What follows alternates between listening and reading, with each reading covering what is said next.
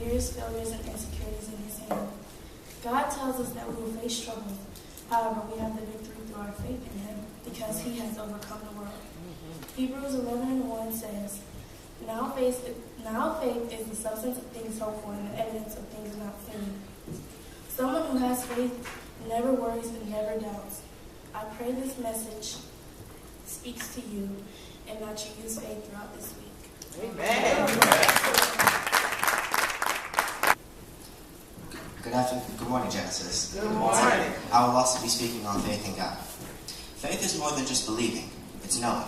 While many of us are strong in our faith, like the lady with the umbrella, others struggle with the doubt of God's promises.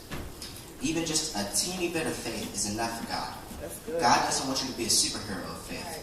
He just wants you to have a little bit, and he can do a lot with it. That's all right. Luke 17:5-6 says, The apostle said to the Lord, Show us to increase our faith. The Lord answered, If you had faith even as small as a mustard seed, you could say to the mulberry tree, May he be uprooted and thrown into the sea, and it would obey you. A little faith in a big God is a big deal. Faith is knowing that the sun will come out and knowing that the rain will also come. Faith is like a seed. If it is planted, it will grow. Faith is putting your trust in someone or something. Faith is knowing not everything is perfect. Faith is having no fear. Faith is knowing that God loves me. Faith is knowing that God looks after me. Faith is patience. Faith is knowing miracles happen. Faith is awesome. Faith is knowing that I can be forgiven. Faith is knowing that God lives. Faith lives, faith loves, faith grows, faith counts. Thank you.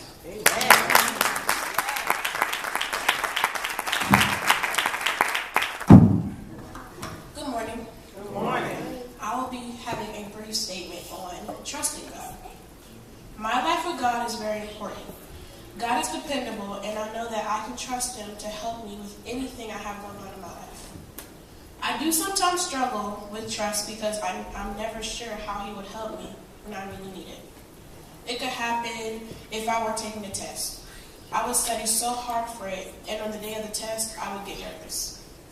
I knew that I could pray to God and ask him for help, and I knew that I would trust him to pass the test. I will always need God in my life, and I will continue to trust in him for all the new things that he has coming on in my life. Thank you. Amen. Good morning. Good morning. I will be speaking on waiting on God. What is waiting on God? What does it mean? Waiting on God is when you are expecting God to fulfill a promise that he's already made you. However, even in knowing this, we as Christians find ourselves asking questions like, why does waiting on manifestation of a promise from God take so long? Or, what did I do to deserve this extended waiting process? First off, how would you know if the waiting process is extended if there was never an expiration date on it to begin with? That's the point. We don't. Hence the reason we have to be mindful of our thoughts, actions, and words, because they can set back the time frame for manifestation that God has set. So, for example, I have this perfume bottle. If I decided to spray it on the right side of the church, and I said to the left side, I'll spray it a little bit later, you all on the left will be expecting me to spray it, correct? Right. After about 2 minutes of waiting, you would be sitting in anticipation, and then you'd become impatient with me because I hadn't done it when you expected me to. Right. After about 5 to 6 minutes, you all will most likely have forgotten that I even mentioned spraying the perfume.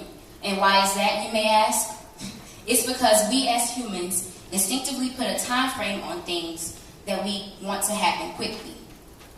And the same goes for promises from God. We live in a microwave generation. We expect that as soon as God releases a promise, we are to receive it. Good God. The idea of waiting seems outrageous because we want it when we want it, the way we want it, how we want it, and if we don't get it that time, then we got an attitude. Right. But we have to consider that when we want it may not be when God intends for us to have it. Right. Therefore, we have to wait. And the waiting process is completely different for everybody. Some people may have to wait 15 years, others maybe 15 seconds. The point is, our waiting process is determined by God's measurement of maturity. God makes us wait because he wants to be sure that we are mature enough to handle and carry out the promise. Thank you. So, to remind you, whenever God gives you a promise, don't expect immediate manifestation. Be prepared to wait on God. That's good. Thank you. Amen. Amen.